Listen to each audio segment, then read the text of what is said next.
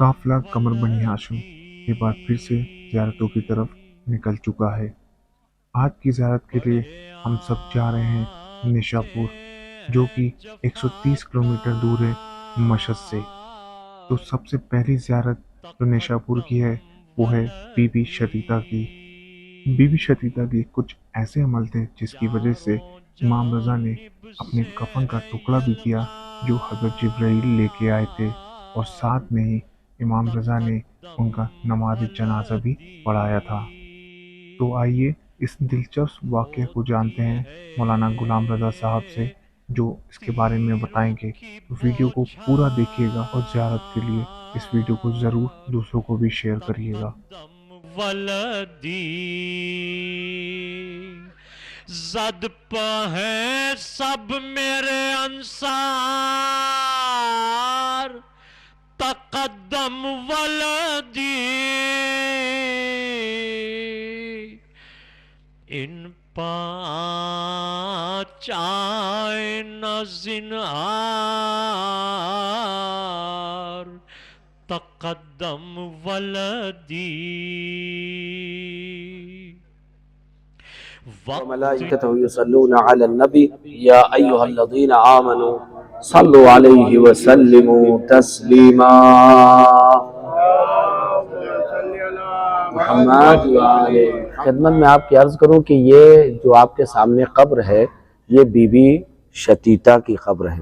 बीबी शतीता किसी नबी, किसी इमाम, किसी पैगंबर की बेटी नहीं थी, एक आम औरत थी, लेकिन इन्होंने कुछ ऐसे कारनामे अंजाम दिए हैं जिसकी वजह से इनको ये रुतबा, ये मर्तबा, ये मकाम, ये मंजिलत नसीब हुई है। और वो कारनामा क्या है उसको तवज्जो से गौर से सुन लीजिए। ख़ास तौर से लेडीज़ से गुजारिश ये है कि इसको जो है गौर से सुने ताकि उनको भी कुछ सबक मिले, और जो लोग पहली बार हैं उनसे तो ख़ास तवज्जो है। बाकी जो लोग आ चुके हैं वो तो खैर अक्सर सुनते रहते हैं, फिर बाद में दोहरा रहा हूँ।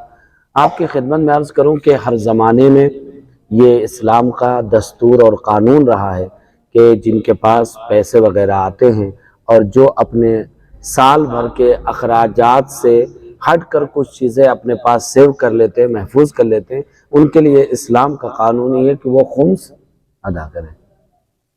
वो खुम्स अपने माल में, अपने पैसे में साल में एक मरतबा ज़रूर अदा करें। निशापुर, ये जो जिस जगह पर हम लोग मौजूद हैं ये शहर निशापुर है और यहाँ से मदीना काफ़ी दूर है। वो मदीना का है सऊदी अरबिया में, और हम लोग इस वक्त ईरान के शहर निशापुर में बैठे हुए। यहाँ के लोगों ने साल भर में, चूँकि रूल और रस्म ये थी कि साल भर में एक दिन सब जमा होते थे, अपने अपने अमाउंट काउंट कर लेते थे कि मेरा बैंक में इतना है, फला के पास इतना है, मेरे पास इतना है, और उसके बाद वो अपने तमाम माल में से खुम्स निकालते थे।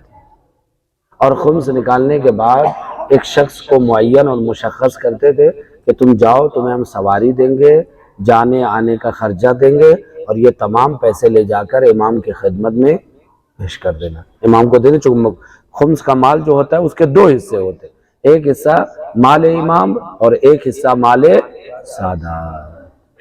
ये यहाँ का दस्तूर था, यहाँ पे एक रस्म था। लोग जमा हुए, सबने पैसे अपने अपने निकाले खुम्स के, और एक शख्स था जिसका नाम था अबू जाफर खुरासानी। तवज्जो कीजिएगा, अब आखिर में सवाल ज़रूर करूँगा। एक शख्स था जिसका नाम था अबू जाफर खुरासानी। उसको तैयार किया और कहा कि ऐसा है कि मदीने में हमारे और आपके सातवें इमाम, इमाम मूसा काज़िम अलैहिस्सलाम, वो वहाँ पर रहते हैं, ले जाके उनके खिदमत में पेश कर दीजिएगा, जाने आने के जो अखराजात होंगे सब जमा करके आपको देंगे। उसने सारे पैसे को इकट्ठा किया, ये मौलाना साहब का पैसा, ये फला साहब का पैसा, ये फला साहब का पैसा, सब कुछ इकट्ठा किया और उसके बाद लेके चल दिया। शहर से अभी बाहर भी नहीं पहुंचा था कि किसी ने उसको आवाज़ दिया। पलट के जब उसने देखा तो क्या देखा कि एक ज़ईफ़ा है, एक बूढ़ी औरत है जो पीछे पीछे आ रही है। उसने पूछा क्या बात है? कहा मेरे पास ज़्यादा तो माल नहीं था, ये 1 दिरहम यानी हमारे हिसाब से 1 रुपया, 1 दिरहम मेरे माल में खुम्स निकला है, ये मेरी तरफ से इमाम की खिदमत में पेश कर देना। और एक छोटा सा तवज्जो कीजिएगा, मैं आपको बता रहा हूँ कि अगर कोई ये अदा करता है اور اپنے امام سے صحیح سے دل سے اور محبت کرتا ہے تو امام اس کا صلہ کیا دیتے ہیں۔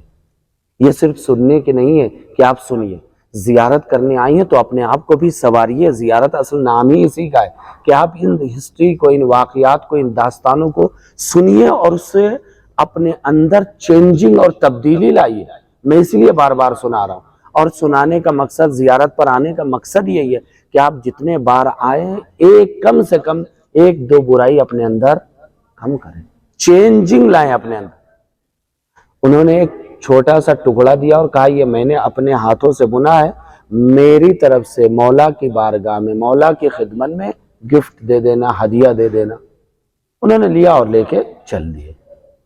لوگوں نے، یہاں کے جو لوگ تھے، لوگوں نے کچھ سوالات لکھے تھے، اور آپ نے دیکھا ہوگا پہلے پوسٹ آفس پر ایک گم ٹائپ کا وہ ہوتا تھا گون، وہ چپکا دیتے تھے، اس پہ مہر مار دیتے تھے تاکہ بیچ میں اگر کوئی لیٹر اوپن کرے تو پتہ چل جائے۔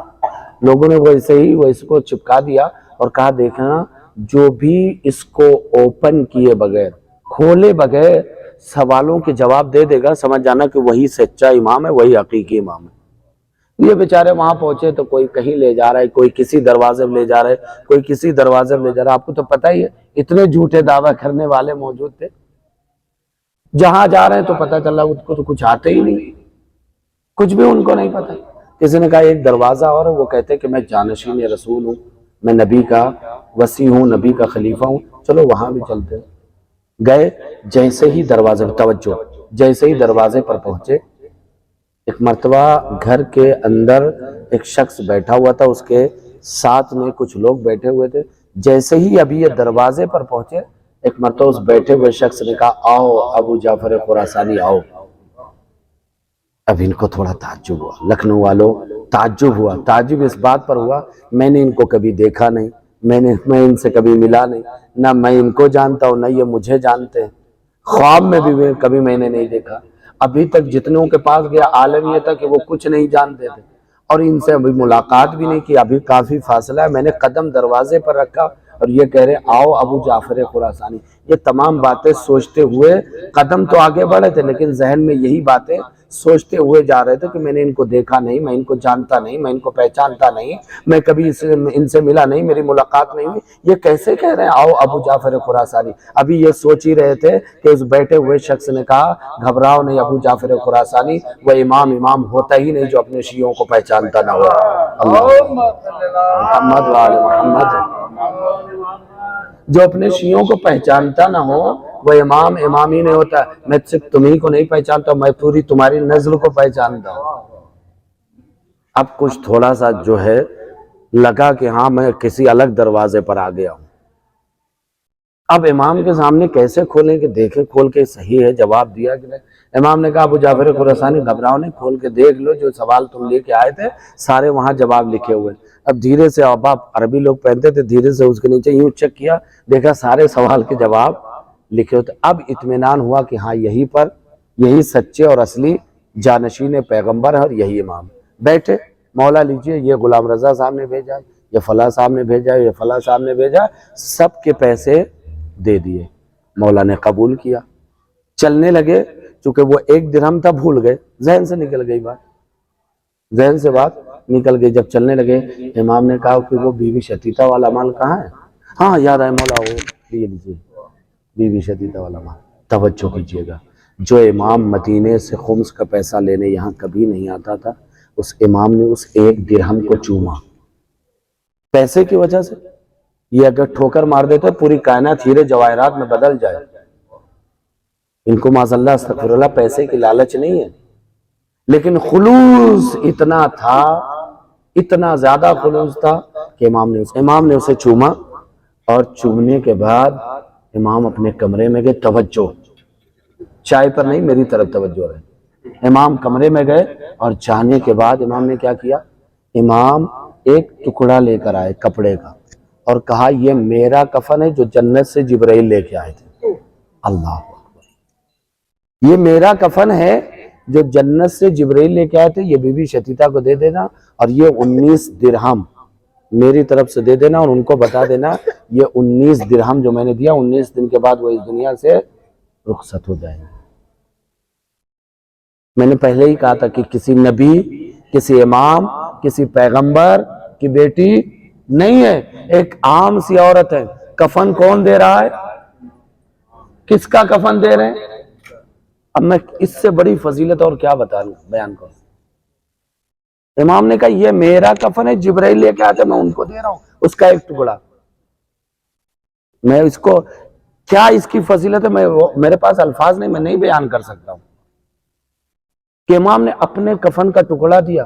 ہم لوگ تو قبر کی مٹی تلاش کرتے، اصلی مٹی نہیں ملتی ہے۔ اور اس کے بعد آخری جملہ امام نے کہا جاؤ ان سے کہہ دینا کہ ان کی نماز جنازہ پڑھانے کے لیے میں خود آؤں گا۔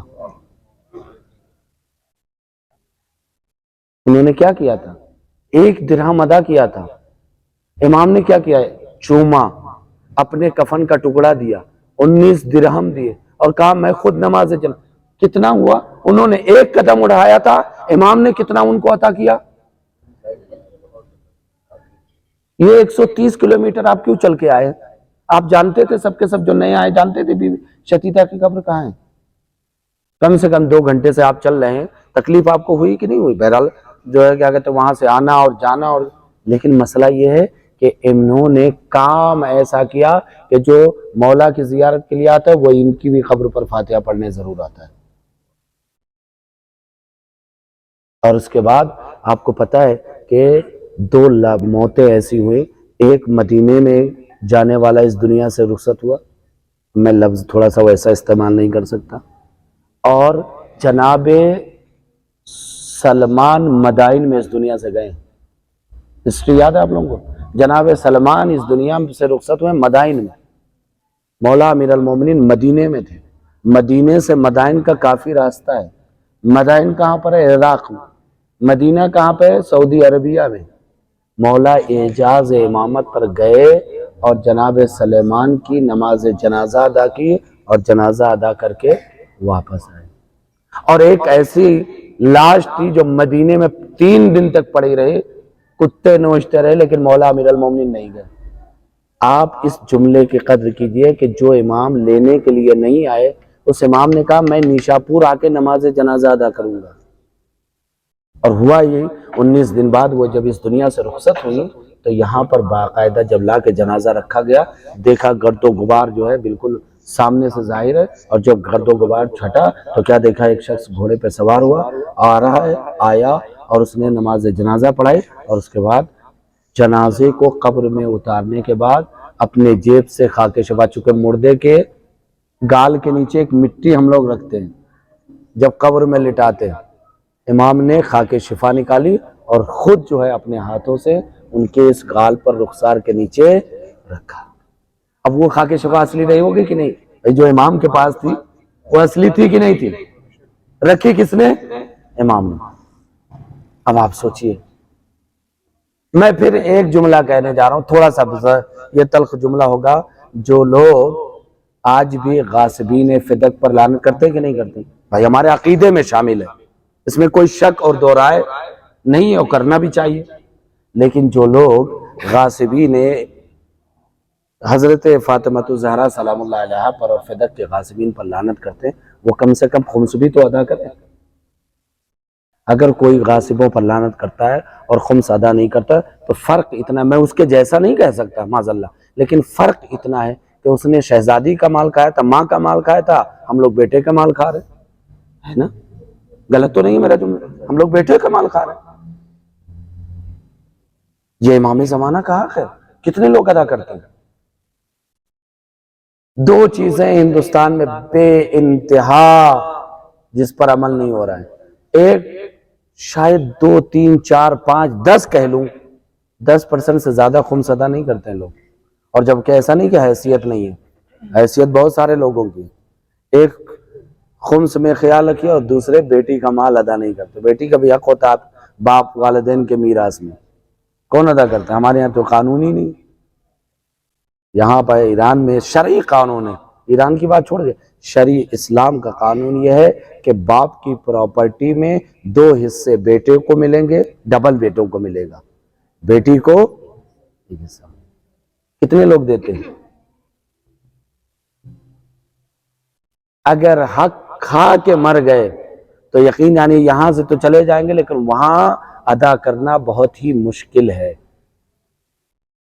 بہت ہی مشکل ہے۔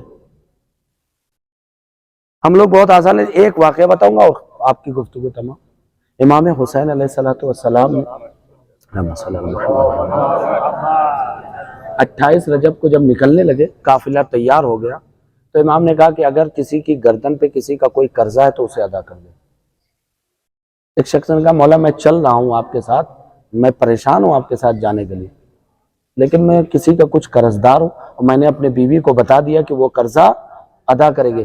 امام نے کہا دو صورت ہے، یا جا کے قرضہ ادا کر کے آؤ یا پھر اس جانے کو کینسل کرو، مت جاؤ، اس لیے کہ ہمارے لشکر میں وہ شخص جائے جس کی گردن پر کسی کا حق نہ ہو۔ کتنے ایسے لوگ ہوں گے، میں کسی کا نام نہیں لیتا، نہ میں کسی کے بارے میں جانتا، کتنے ایسے لوگ ہیں، توجہ کیجئے گا، جنہوں نے دوسروں کا حق غصب کر لیا اور آج بھی جو ہے کھا رہے ہیں۔ کیسے جواب دیں گے ایسے لوگ؟ سوچئے گا، اگر کسی نے کسی کا لے لیا ہے اور شاید نادانی میں یا جانتے ہوئے نہ جانتے ہوئے ہو گیا ہے تو یہاں سے جانے کے بعد کوشش کیجئے گا کہ ضرور ادا کریں۔ آپ حضرات کی خدمت میں التماس اور گزارش یہ ہے کہ ایک مرتبہ سورہ حمد اور 3 مرتبہ سورہ توحید کی تلاوت فرما کر مرحومہ بی بی شتیتا کی روح کو ایصال فرمائیں۔ اگر آپ کو ہمارے ویڈیو پسند آتے ہیں تو اس چینل کو ضرور سبسکرائب کر دیجئے اور دوسروں کو شیئر کر دیجئے۔ خدا حافظ۔